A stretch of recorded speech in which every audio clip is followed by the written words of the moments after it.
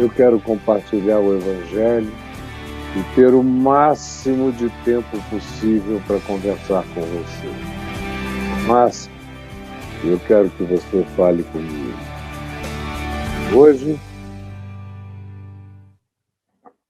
Hoje nós leremos aqui no Evangelho de Lucas, no verso 15, que, a meu ver, é uma das expressões mais veementes de como a gente pode pensar que é uma coisa sendo já completamente outra.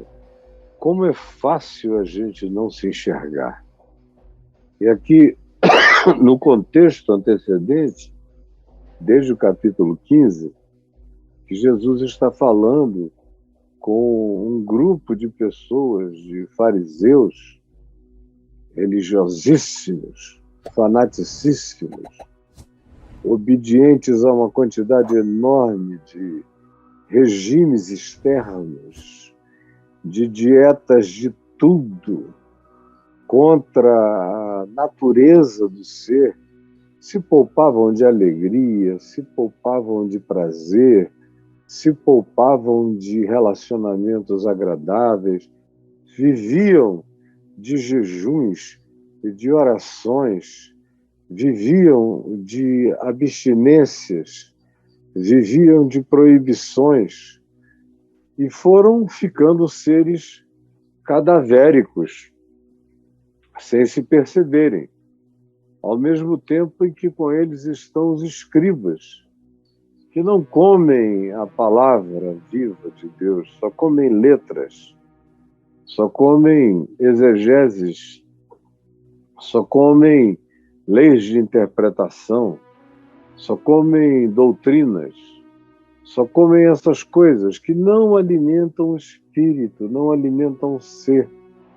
E, além de tudo, ainda eram pessoas tomadas por uma inveja enorme dos pecadores, dos publicanos, das meretrizes, que comiam de tudo, bebiam de tudo, não se poupavam de nada, eram infinitamente mais alegres e mais humanos do que eles e aproveitavam a companhia de Jesus da maneira mais livre, alegre e leve possível. E eles são esses entes espiritual e psicologicamente cadavéricos, mas que não se enxergam e têm essa presunção de que são as melhores criaturas de Deus da Terra.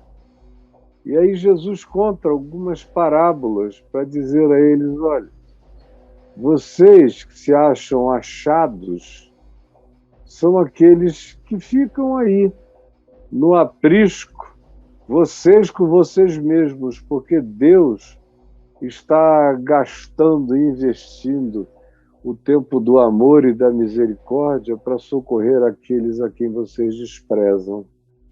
Aí ele conta a história da mulher que perdeu uma dracma, que era uma porção de unidade monetária muito valiosa, e que passou o dia inteiro, sabe lá quantos dias, procurando o que ela tinha perdido. Ela tinha certeza que era dentro de casa. Até o dia que ela achou. E ela ficou tomada de uma alegria tão grande que ela eventualmente gastou até mais do que a dracma valia para fazer uma grande festa com as amigas. Chamou-as e disse: alegrai-vos comigo, porque eu achei a minha dracma perdida.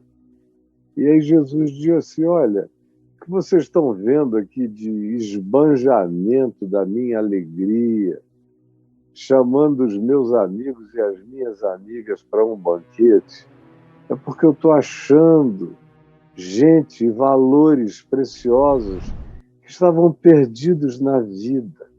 E cada vez que eu acho um ente dracma, uma pessoa dracma, um ser perdido, mas que carrega um valor intrínseco, Eu me alegro tanto que eu celebro e vocês ficam com ódio da minha alegria e dos amigos que eu chamo para celebrarem comigo. E aí ele contou a história daqueles dois irmãos, de um pai e do irmão mais novo, que como o pai demorava a morrer, pediu antecipação da fortuna da herança que lhe cabia, que era um terço do recurso do pai, porque naqueles dias, ainda no primeiro século, o filho mais velho ficava com 2/3 da herança. E o mais novo, nesse caso, ficaria com 1/3. E ele disse: olha, você é longevo demais, forte demais, não morre nunca. Daqui a pouco eu vou estar entrando na meia idade sem aproveitar o dinheiro.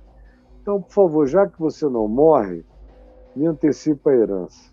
E o pai lhes repartiu a herança. E o mais velho ficou em casa, trabalhando lá com o pai dele. Muito zangado, muito mal-humorado, com muita raiva. Não tinha coragem de fazer a mesma coisa que o outro filho, meu irmão mais novo, fizera. Tinha uma inveja enorme do pecado do mais novo, da liberdade, dessas autoconcessões que esse irmão mais novo fazia, e até mesmo inveja dessa atitude brutal de dizer: poxa, já que você não morre, então me adianta a grana, pai, porque não está dando para ficar te esperando. O mundo cheio de coisa para eu aproveitar, cheio de gente, situação e prazeres e dissoluções que eu podia comer, beber, sorver, mas eu tenho que ficar aqui esperando você morrer. E o mais velho, que não tinha coragem de nada assim, e ainda que, tendo recebido o dobro da herança do irmão mais novo, ficou em casa porque ele queria se mostrar superior. Ele competia com o irmão mais novo e dizia: eu sou, no mínimo, mais rico, que tem o dobro, e moralmente muito, muito superior. E colocou-se dentro de uma existência cíclica, recorrente, sem alternativa, sem invasão de vida, sem celebração, sem alegria. E trabalhou de modo casmurro, mal-humorado, zangado. Ele servia o pai com raiva de tudo e de si mesmo.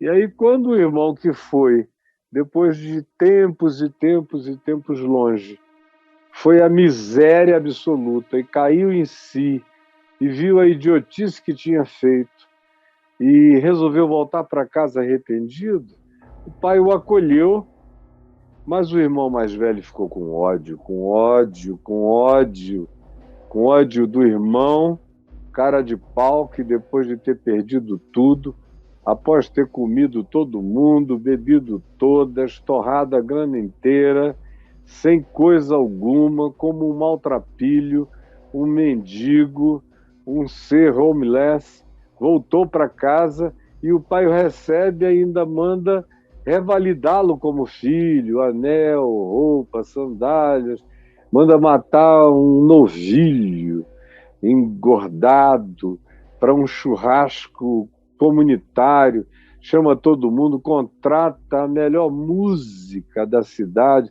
dá uma festa, todo mundo dançando, até que o irmão mais velho volta do labor no campo e ouve as músicas, pergunta o que era, tem a informação e fica com ódio.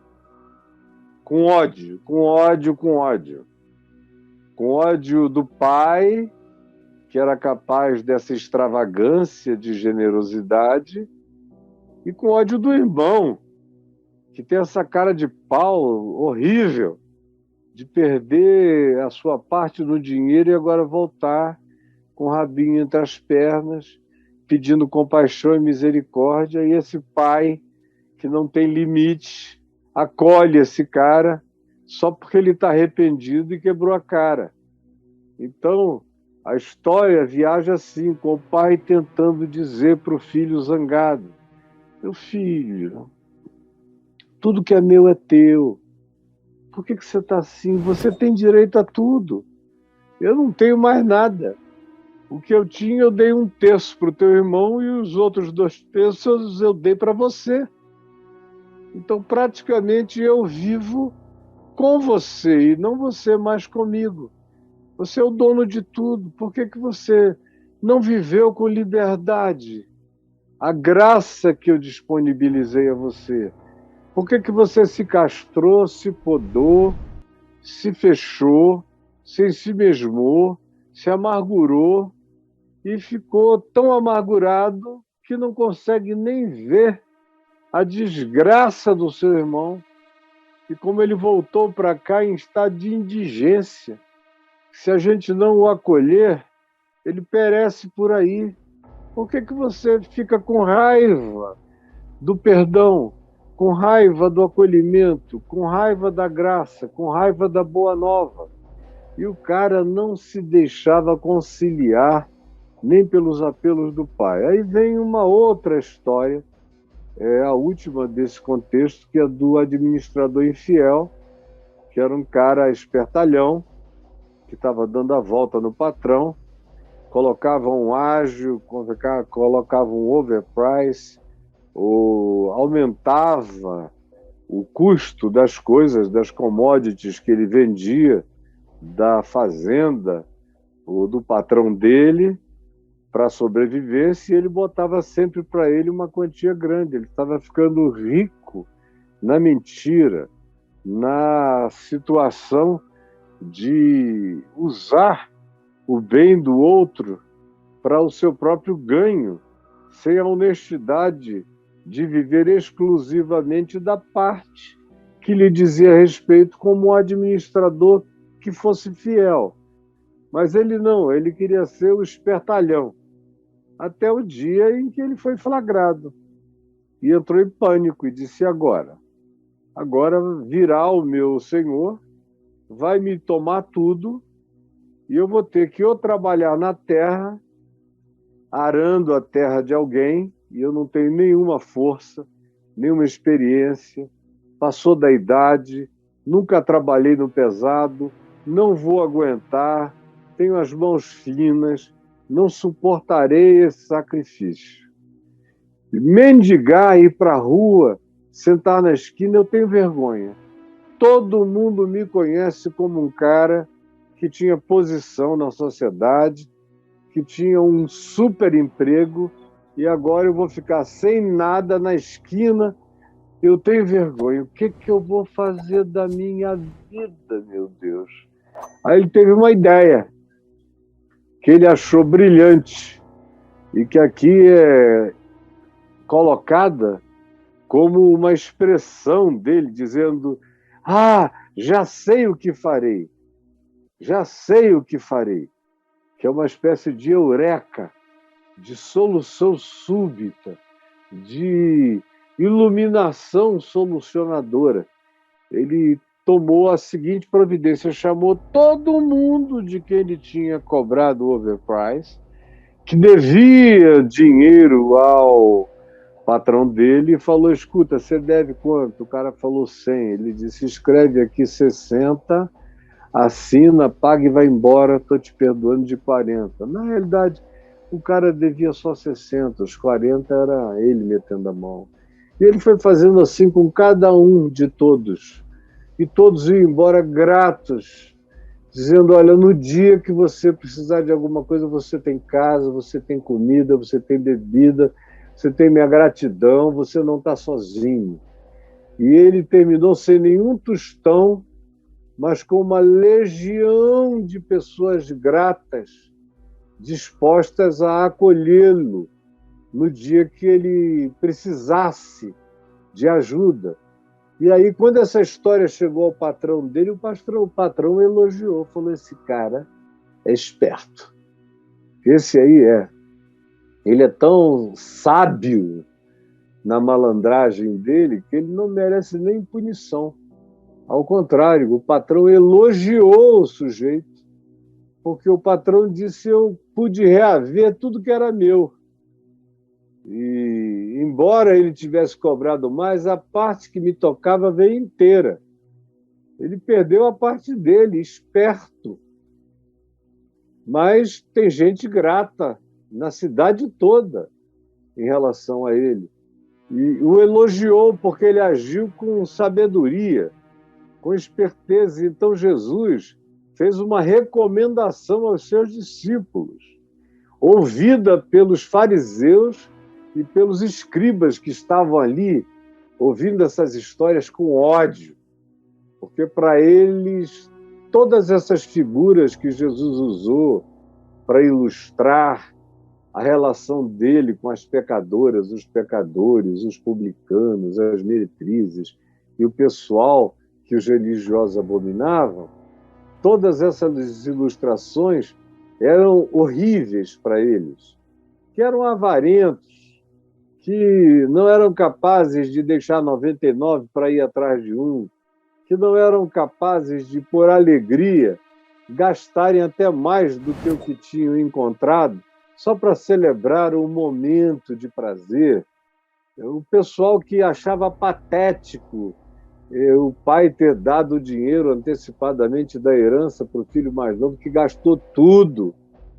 E eles se identificavam com o irmão mais velho, que vivia de ódio, de amargura, de zanga, porque eles eram aqueles que não iam a lugar nenhum, que não comiam nada, não bebiam nada e não comiam coisa alguma e nem ninguém.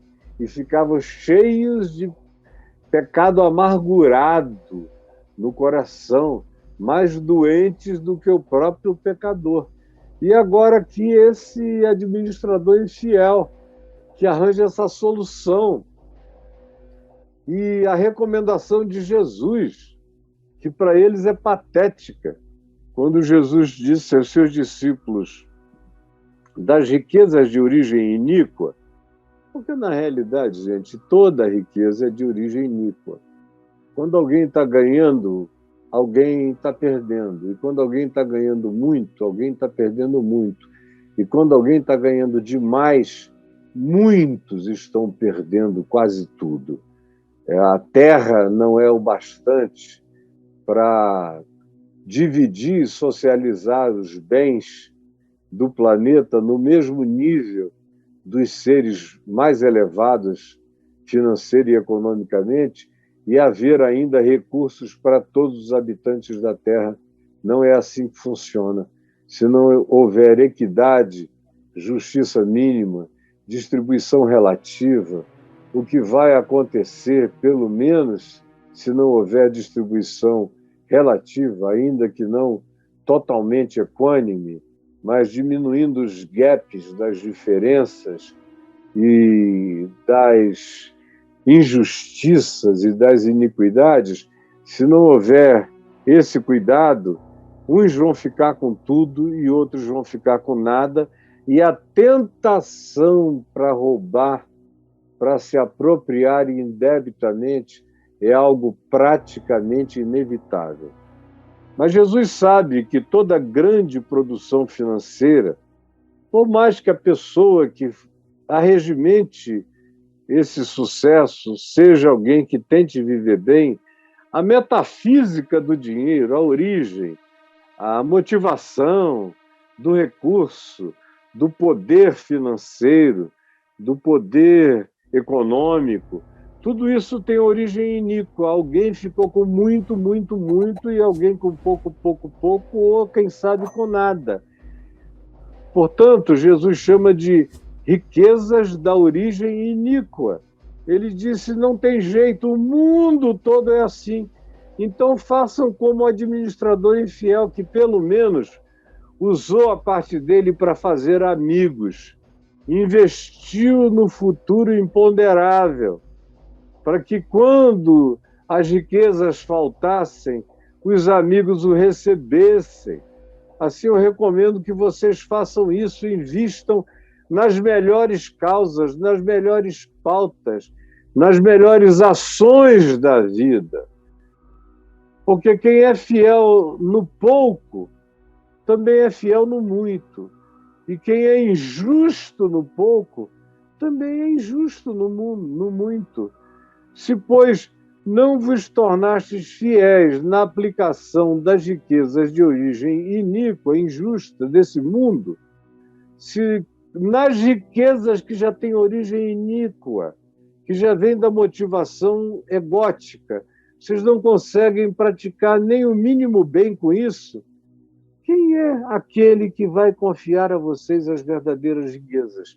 Se vocês não conseguem ser fiéis nem na gestão do que não é de vocês e que já chega das mãos de vocês maculado. Ele não vos... E aí ele diz, não vos tornastes fiéis, se não vos tornastes fiéis na aplicação do alheio, quem vos dará o que será vosso próprio? Ninguém pode servir a dois senhores. E aí, quando o verso 14 chega, os fariseus que estavam ali, junto com os escribas, os intérpretes da lei, os exegetas autorizados, e os intérpretes autorizados estavam ali com raiva. Os fariseus, que eram avarentos, o que eles tinham de religioso, eles tinham de avarento. Eles davam o dízimo. Mas, se fosse hoje, eles botavam numa máquina de calcular para sair até com dízima periódica. Não seriam capazes de dar nem um pouco além, nem da dízima periódica. Era tudo exato, mas nada além do exato, porque eles não davam com prazer. Eles só davam para cumprir a lei. Os fariseus avarentos ouviam tudo isto e ridicularizavam. Otário, está ensinando idiotice para esse pessoal. Eles vão todos falir. Isso não é assim que se vive. Você, além de falso profeta, não sabe nem fazer gestão financeira. Mas Jesus disse a eles, lhes disse, vós ou vocês são os que vos justificais a vós mesmos. Vocês são aqueles que autoenobrecem suas pseudo-virtudes, enquanto vós mesmos, que se apresentam assim diante dos homens, como os reis do exemplo, os reis do dízimo com a dízima periódica, vocês que são os reis do detalhe, vocês incapazes de uma generosidade, de um bendito esbanjamento, de uma graça que sobra, de uma misericórdia que transborda. Vocês que não são capazes de nada além daquilo que seja estritamente o legal, expresso como letra da lei.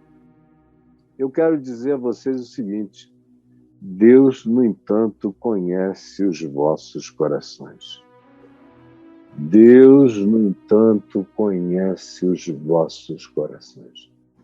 O cara está lá vivendo de eu sou eu faço tudo certo, eu dou, eu dizimo, eu presto atenção nas coisas, eu sou uma pessoa corretíssima, ninguém tem o que dizer a meu respeito, eu posso me gloriar do meu comportamento, porque eu não encontro gente do meu nível, da minha estirpe, do meu pedigree, de jeito nenhum.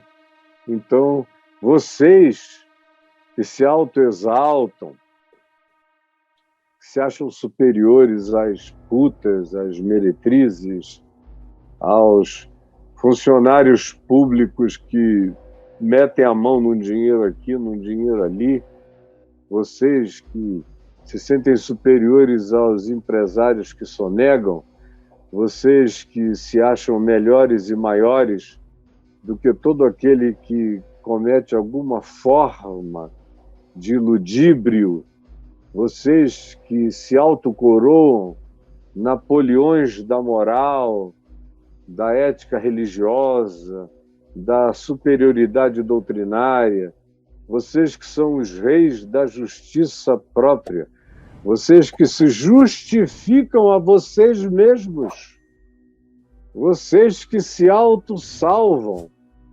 vocês que são os donos da santificação pessoal, vocês que atribuem a si próprios todas as virtudes conquistadas com obediências legalistas, judiciosas, estritas, aos mandamentos escritos do lado de fora, em tábuas de pedra, em papel, mas não inscritas no coração. Vocês que se justificam a si mesmos diante dos homens, que existem para que os outros vejam as performances de vocês, vocês que, se forem apanhados em alguma coisa, não ficam tristes por causa da consciência diante de Deus, ficam tristes exclusivamente por terem sido flagrados, por não poderem mais continuar a performance, o teatro, o mascaramento, a hipocrisia, que é esse mascaramento da cara, da vida, da realidade. Vocês que são assim, que vivem assim, fiquem sabendo, vocês estão nus, cara. Deus conhece os vossos corações, sabe os ódios, as invejas, como vocês gostariam de ter a coragem dos pecadores, como vocês queriam fazer fila de meretrizes e pegar todo mundo, seus mentirosos, como vocês teriam vontade de dar uma festa à altura de alguma coisa que vocês chamassem de sucesso ou felicidade, como vocês são esses caras que têm raiva daqueles aos quais o Pai perdoa, vocês têm raiva da graça, vocês têm raiva do perdão, vocês não deixam passar, nem agora e nem anos e anos depois. Se uma pessoa cair na lista negra de vocês, vai ser aborrecida, abominada para sempre. E vocês vão dizer, eu também podia ter feito isso, mas olha bem para mim, não fiz. Portanto, glória a mim, louvado seja eu, que consegui me manter até aqui. Você quer que eu respeite um irmão que foi, que fez, que pegou, que comeu, que bebeu, que lambeu, que se apeteceu, que provou de tudo, que se deu mal, que se arrebentou e voltou para casa com o rabinho entre as pernas, quebrantado, pedindo compaixão? Eu não. Ele que se ferre, ele que vá para o inferno, mas aqui não. E meu pai é esse idiota que privilegia bondades, misericórdia, graça, perdão. Para mim, bandido bom é bandido morto. Para mim, irmão bom é aquele que, quebrando a cara, se ferra todinho no lugar onde não haja resgate, nem redenção, porque merece, escolheu. Então, que todo juízo caia sobre ele. Misericórdia de mim ele não terá, e não pode com ela contar. Esses são os que se justificam a si mesmos, e Jesus diz a eles, mas o Pai, Deus, conhece. Deus conhece os vossos corações, pois aquele que se faz elevado diante dos homens é abominação diante de Deus. E aquilo que a gente torna elevadíssimo entre os homens, como a grande comenda, o grande prêmio, a grande remuneração, o grande salário, seja ele qual seja, dinheiro, poder, fama, aparições, aplausos, glórias, tudo isso que a gente dá um valor extremoso e extraordinário no silêncio do coração, mas inchados por isso como graça de vitória, como sucesso. Vocês só estão enganando a vocês mesmos e aos outros homens. Mas ele conhece o estado jactante, soberbo, arrogante, mentiroso, ao mesmo tempo invejoso, do coração amargurado de vocês. E vocês nunca entendem que aquilo que é elevado, que é glorioso, que é aplaudível entre os homens, é abominação diante de Deus. Aquele que se exalta será humilhado. Aquele que se autoglorifica no coração, mesmo que ninguém ouça do lado de fora, já entrou em estado de corrupção sem saber. Porque Deus conhece a verdade do coração. Ele não está interessado na representação performática, mas na sinceridade do verdadeiro arrependimento e da verdadeira consciência no ser. Isso é tão sutil que às vezes eu vejo pessoas fazendo até coisas muito boas, mas o coração delas cheio de vaidade, de glória pessoal, de autoexaltação pelo que conseguiu, pela promoção, pela impressão, pela percepção dos outros. Descuida-se do coração, porque supostamente o que faz é algo que os homens aplaudem. Mas enquanto os homens aplaudem, o coração incha. E o coração autoelevado, inchado, arrogante, soberbo, autoproclamado, entrou num estado terrível, porque tudo aquilo que os homens chamam de glória, de elevado, é abominação diante de Deus. É abominação diante de Deus. Essa é provavelmente uma das coisas mais difíceis que as pessoas têm de compreender no mundo e na dimensão espiritual. De que aquilo que se faz elevado, e é tão fácil a gente se enganar. Eu já me enganei várias vezes com coisas que eu julgava elevadas. Eu me lembro, já disse isso aqui umas 3 vezes, no auge da minha existência ministerial, quando eu era um homem absolutamente midiático, além de ter o meu programa de 3, 4 horas de duração, todo fim de semana, em 3 redes diferentes de comunicação. Tinha o meu programa na abertura também da TV Globo, no sábado de manhã. Estava todos os dias em todas as grandes rádios do Brasil, do mundo todo, dando entrevistas de dia e de noite para os grandes jornais internacionais que vinham, para as televisões da Europa, da Alemanha, dos Estados Unidos, matérias comigo de 8, 10 páginas nos principais jornais americanos, dizendo que eu era uma mistura de Billy Graham, de John Stott na teologia bíblica, de Martin Luther King na minha luta civil pelos direitos humanos e pelas minhas ações sociais imensas. Naquele tempo, dentre as várias obras sociais que eu fazia, tinha a Fábrica de Esperança, que atendia 24, 25 mil pessoas por dia em 66 projetos sociais diferentes.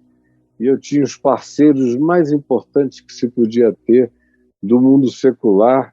Levantávamos 3 milhões de dólares por mês para poder rodar aquela engrenagem sem apelar, sem fazer qualquer abuso, todo mundo me louvando, me glorificando. Eram comendas, eram prêmios, eram títulos de cidadania do Brasil inteiro, eram honrarias, eram coisas as mais variadas, eram todas as religiões me louvando, eram os políticos de todos os partidos. Era uma convergência de poder e de exaltação como nunca houve nada igual aqui na história do Brasil antes.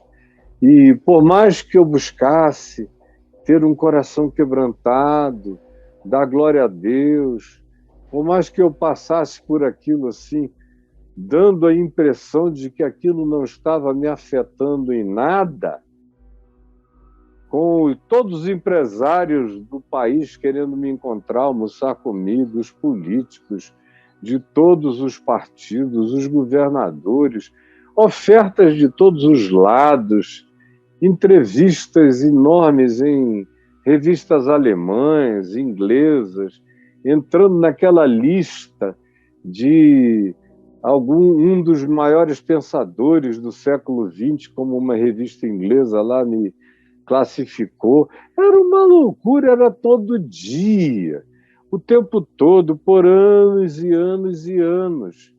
Não era de vez em quando, era o tempo todo. E eu entrava nos maiores lugares, era reverência daqui, reverência dali. Se eu fosse a um estúdio de novela, por exemplo, da Rede Globo, parava a filmagem, todo mundo queria uma oração, queria um abraço, queria dizer que me amava. Era uma loucura. Aí um dia, uma amiga minha de infância, filha do reverendo Antônio Elias, a Lucília Elias, psicanalista, que estudou Lacan, com Lacan, lá na França, e que já estava de volta ao Brasil há algum tempo e tinha acabado de se converter, mas que me conhecia desde os meus 12 anos de idade, porque, de certa forma, eu tinha crescido na casa deles, na casa do meu querido predecessor na fé, o reverendo Antônio Elias, com quem eu aprendi tanto. Ela chegou lá no meu escritório e ela tinha intimidade para isso. Eu tinha 4, 5 secretárias. Para o cara chegar ali, atravessar, tinha que ser tipo um espermatozoide para conseguir fecundar o óvulo. Era muita gente, era muita espera, era muita solenidade de gente importante esperando para falar alguns minutos. E ela chegou lá, me interfonou e falou: mano, eu precisava falar contigo. Aí eu parei tudo e falei: entra aqui agora.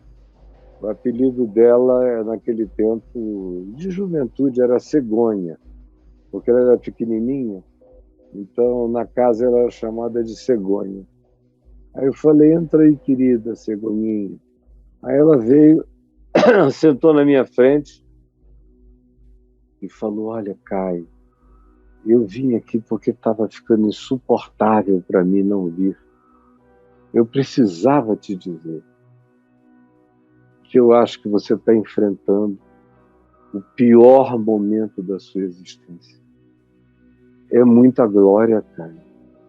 Aqui no mundo inteiro são essas figuras globais que ela estava falando, era do globo terrestre, não era da TV Globo, te louvando. E aqui no Brasil você virou o rei da ética, especialmente depois que o Betinho faleceu. O pessoal dizia que eu tinha ficado a única reserva moral e ética do país. E ela falou: eu ouço isso por aí, me dá pavor. Eu me encho de pânico, de medo por você. Porque eu acho que você nunca esteve num lugar mais perigoso. Nunca. Em nenhum momento da tua vida, nada foi pior do que esse estado de glória quase absoluta. Entra presidente, sai presidente, você continua lá acima do bem e do mal, eminência parda de tudo, de todos. Até o secretário-geral da CNBB vem ter com você. Você recebe honrarias que ninguém recebe. E tudo, eu sei que você não buscou, mas convergiu para você. O que interessa é que caiu tudo em cima de você. Isso é um perigo. Eu tenho muito medo que isso encontre algum lugar no seu coração. E eu ouvi aquilo, eu fiquei gelado. Eu não disse nada, mas eu gelei. Eu entendi que Deus estava falando comigo através da Lucília de Almeida Elias. Falando. Aí eu falei para ela, não, querida, fica tranquilo, eu estou vigilante, eu, graças a Deus, não sou babaca assim. E realmente eu não era babaca, como a maioria, eu não ficava embabacado com nada aparentemente. Mas não basta você aparentemente não ficar. O que interessava era a sutileza do que começava a entrar e penetrar em mim, e Deus conhecia o meu coração. E ela foi ali naquele dia, naquela hora, para me levar àquela profecia, que se tivesse sido devidamente abraçada por mim, me teria salvado de uma multidão de infernos, de dores posteriores que me visitaram.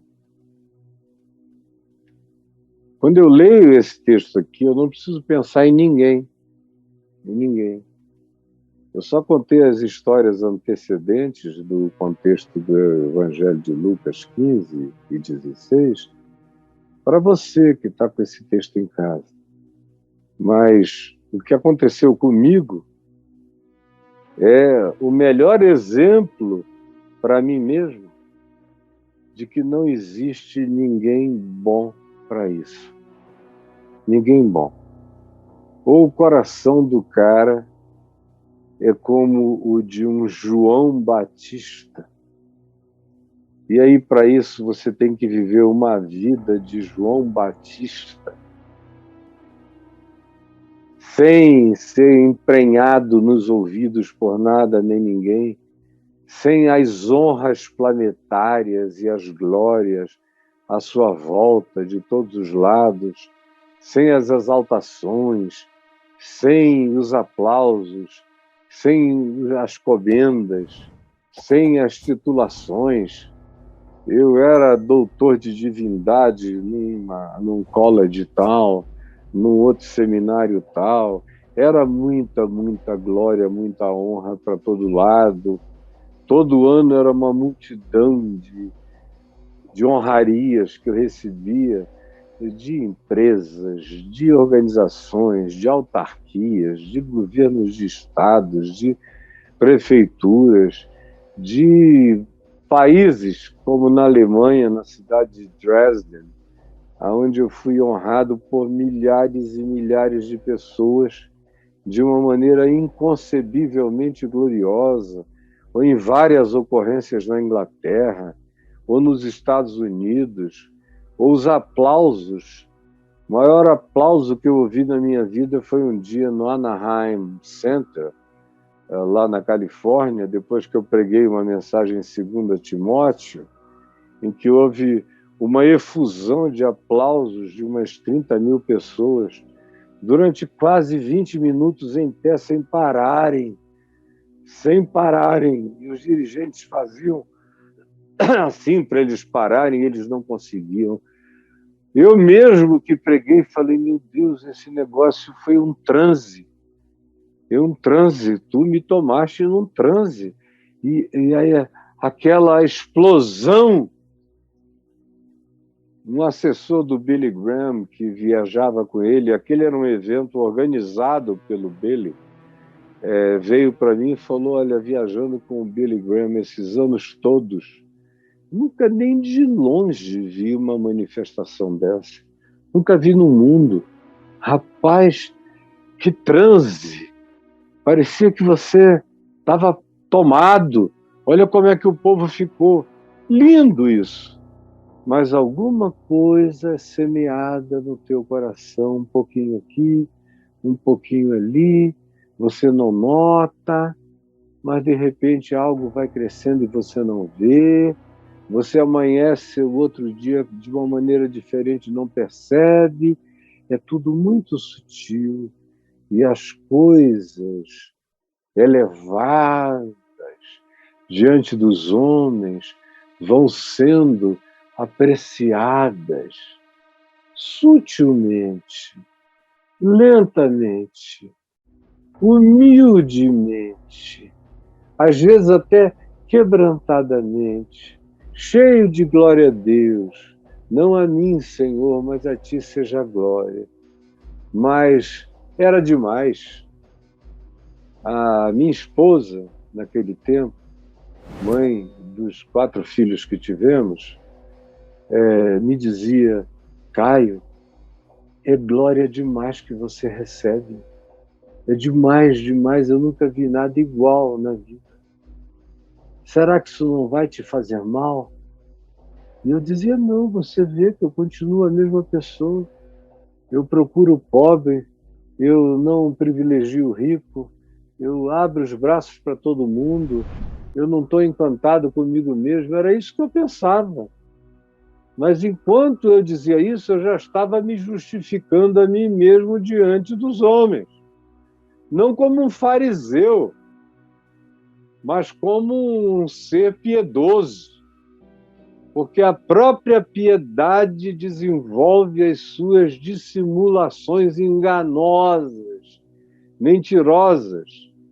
Aí, voltando à minha amiga Lucília de Almeida Elias, ela virou e me disse isso. Ela falou: sabe por quê? Eu creio, cada dia eu tenho mais certeza que não existe tentação pior do que a da ética, do que a da moral, do que a da piedade e do que a da santidade pessoal. É aí que está a maior tentação que um ser humano pode experimentar. E quando eu vejo a glória de todos, aonde eu vou, você virou uma figura gandhiana no país, só que é jovem, é forte, é intenso, é produtivo, é inteligente, todo mundo fica perplexo com a sua capacidade de pensar, de expor, de definir. É um perigo, meu amigo querido.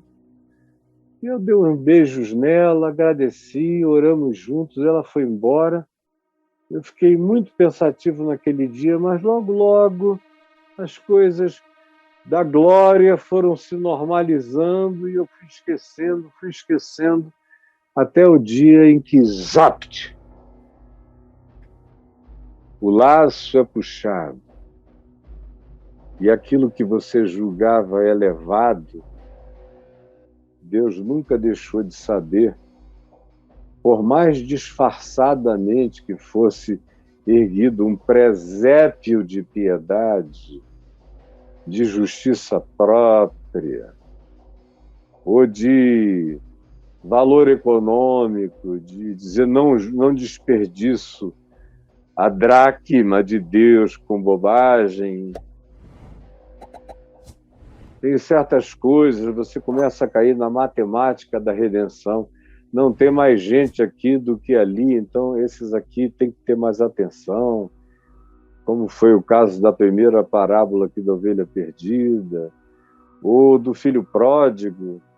Você, sem querer, por mais que eu tivesse vindo lá da terra distante, do babugem, meu Deus, da sacanagem absoluta, você se converte, passa 1 ano, 5 anos, 10 anos, 15 anos, 20 anos, 25 anos, você esquece de onde você está vindo. Você tem memória de onde você está vindo, mas você esquece a emoção quebrantada da graça que te abraçou. Esquece. começa a naturalizar as coisas. E aí o pé já está dentro do laço do passarinheiro. E as coisas elevadas começam a te bombar, começam a se tornar alegrias. Você até tem o pretexto de justiça própria de dizer que não procurou e que elas visitaram, como de fato eu nunca saí batendo na porta de nada. Mas elas chegavam e no meu coração não havia nenhuma resistência para fugir delas. Elas foram se tornando praticamente naturais, enquanto eu achava que não havia nada demais, porque o meu coração era diferente, era simples, era quebrantado. Até o dia em que ele inchou sem eu notar, que ele encheu sem que eu percebesse. E aí eu tive a graça de ser salvo, a graça de me perder como a ovelha perdida, a graça de perder tudo como filho pródigo, de não ter o que comer. Perdi o respeito como administrador infiel. Perdi os recursos necessários a fazer o que eu fazia. E não ficou nem a festa da mulher feliz aqui das dracmas. Eu só perdi. E aquilo que tinha sido elevado diante dos homens, agora era o que todo mundo aproveitava para bater em mim, para cobrar de mim, para dizer como é que você se permitiu crescer tanto para agora estar sob humilhação tão extraordinariamente nacional e até mundial. Deu no New York Times o que estava acontecendo comigo aqui de ruim. Deu em jornais na Alemanha, no Der Spiegel, que é a maior revista alemã, na Suíça, na Inglaterra, nos jornais de missão, nos jornais cristãos, nos jornais seculares de todos os tipos, de costa a costa nos Estados Unidos. Evangelista brasileiro Caio Fábio é apanhado numa trama contra o governo do Brasil, está respondendo por isso e aquilo. Eles nem deram bola muito para o meu divórcio, mas para a questão política, e os de dentro da igreja era só o divórcio, e apanhando aqui e no mundo inteiro. Chegou um ponto que eu disse, não tem mais lugar na terra para eu ir, porque não sobrou lugar para viver, nem para respirar, de tão ruim que ficou. Mas eu aprendi para sempre. Para sempre. E me desimpressionei para sempre, com a certeza de que aquilo que é elevado entre os homens é abominação diante de Deus. Aí, quando eu vejo todo mundo buscando o que é elevado, eu até hoje venho aqui gente que me exorta. Por que eu moro do lado do poder e não quero nada com ele? Por que eu podia ter uma quantidade imensa de oportunidades aqui, ali e além, não procuro nenhuma delas? Por que se as coisas não vêm atrás de mim, eu não vou atrás das coisas? E que eu sou um tolo, que eu sou um bobo, que eu tenho mais do que nunca agora uma capacidade imensa de fazer as coisas bem melhores ainda. E eu digo, olha, eu não estou buscando nada, eu não buscava e as coisas me buscaram. Hoje, muitas coisas me buscam, mas eu discerno que elas não vão me fazer bem, porque nem tudo aquilo que é exaltado entre os homens tem algum lugar de privilégio, de elevação no meu coração, porque eu aprendi dura e seriamente a minha lição. Eu estou falando aqui com você que não percebeu ainda que a própria glória da religião, os louvores da religião e os sucessos, por exemplo, da religião, são os mais dissimulados que existem. Mais do que o sucesso político, mais do que o sucesso artístico, mais do que o sucesso econômico-financeiro, porque ele é um sucesso que você obtém em nome de Deus, com a purpurina de Deus na cara, com a glória de Deus, como profeta de Deus, como homem de Deus, como portador da palavra de Deus, como ente singular na terra, inimitável. E por mais que você diga que não, e que não, e que não, eu conheço o teu coração a partir do meu, porque, sinceramente, dentre as pessoas que eu conhecia, eu era uma das que mais se guarnecia,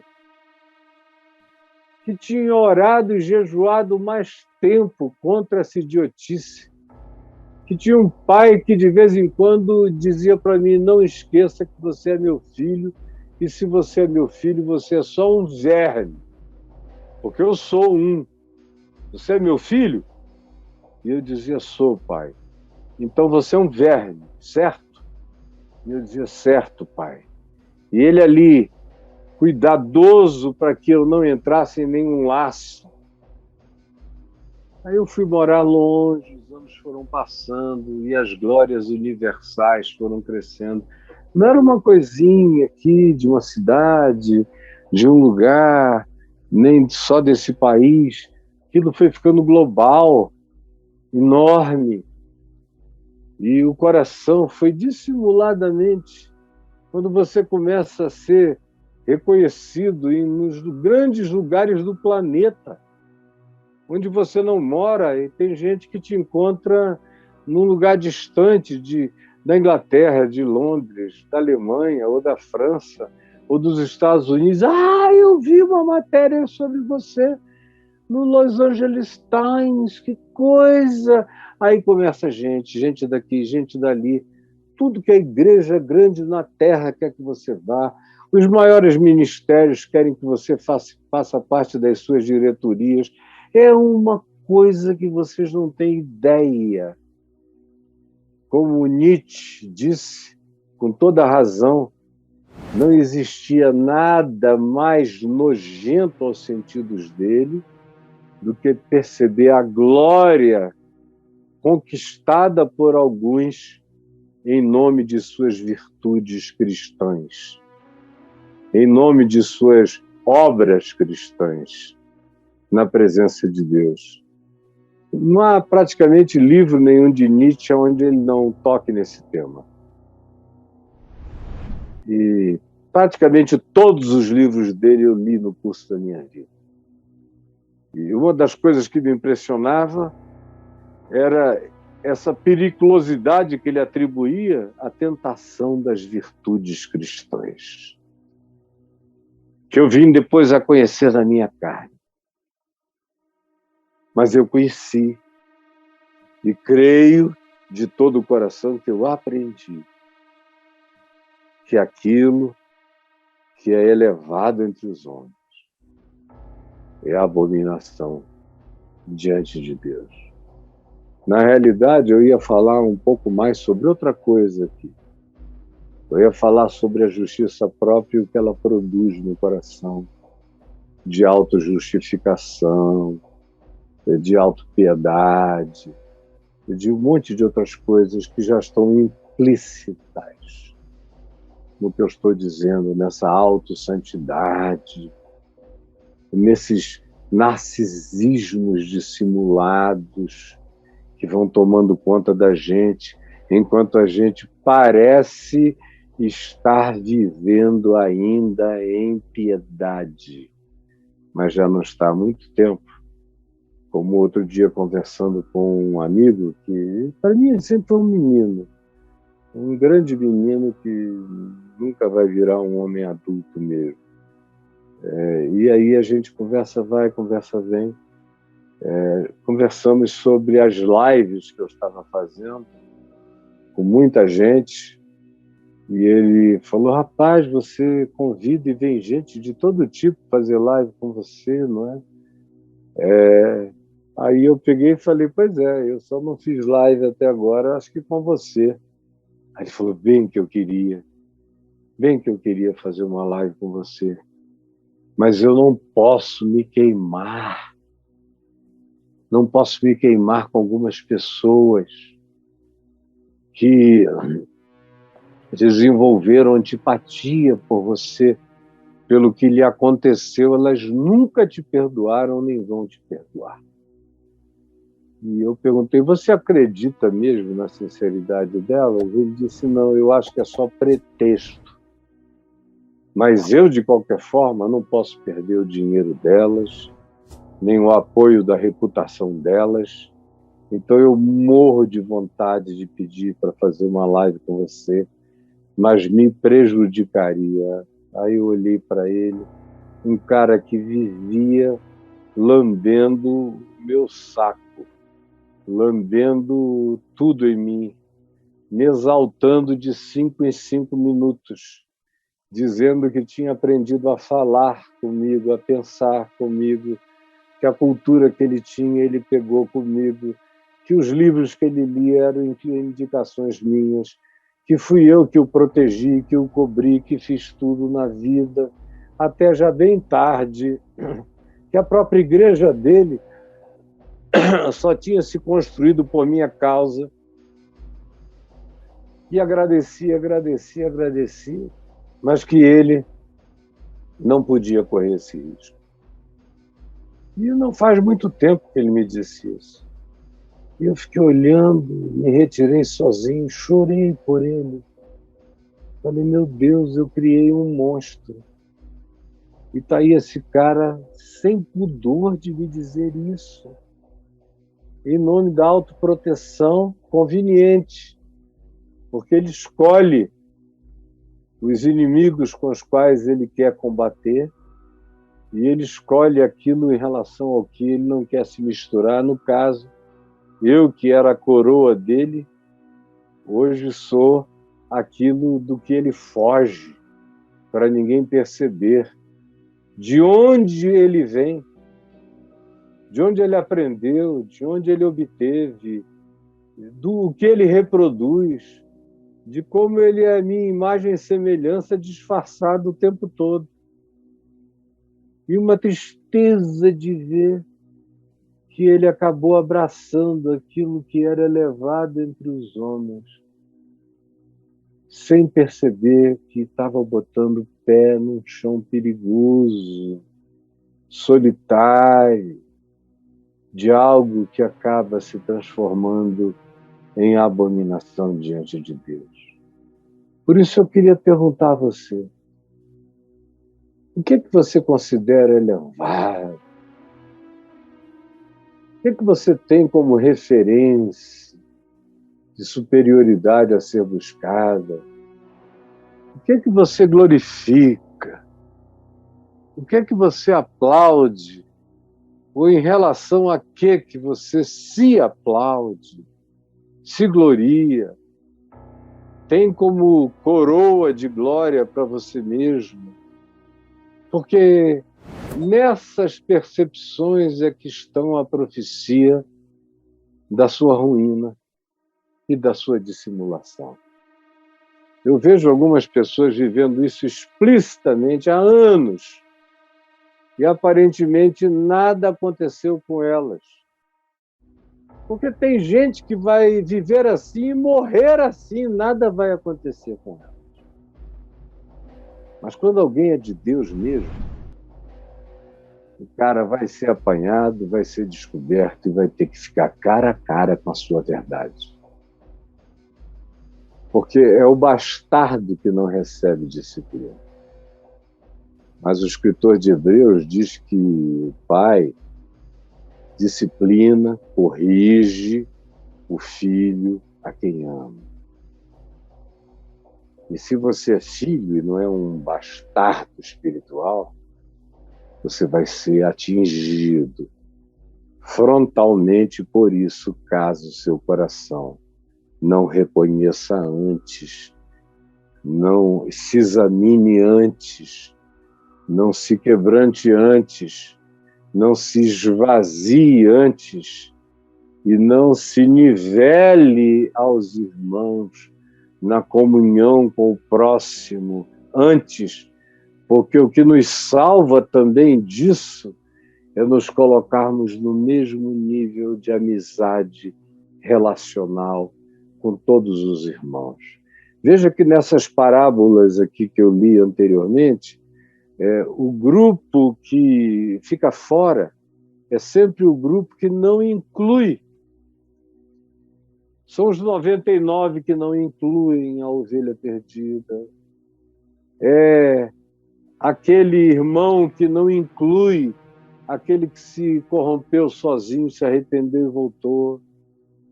É aquele que eventualmente não entende que a melhor maneira de se salvar diante dos homens é se fazer um com os pecadores, como o administrador infiel fez e se nivelou e encontrou a amizade dos demais para abraçá-lo, para entendê-lo, para discerni-lo e para compreendê-lo na hora da sua dificuldade. Os que têm mais chance são aqueles que não param de olhar para o coração, ao invés de ficarem olhando para os sorrisos, para as glórias, para os brilhos e para os aplausos. Senhor Jesus, eu ensinei o Evangelho e o ensinei a partir da minha vida. E eu espero que no coração de alguém, no coração de alguns, essa tua palavra chegue salvadora, preventiva, profética, quebrantadora, que ela chegue limpando, queimando a palha, separando o trigo para o celeiro, destroçando aquilo que tu não plantaste, arrancando de nós mesmos toda a planta que em nós o teu Espírito e o Evangelho não plantou. Por favor, que eu não esteja aqui falando em vão, mas que essa palavra não gritada, singela, simples, tenha chegado ao coração de alguns ou de alguém. Eu te imploro, eu te imploro, eu te imploro, que assim seja. Em nome de Jesus. Amém e amém.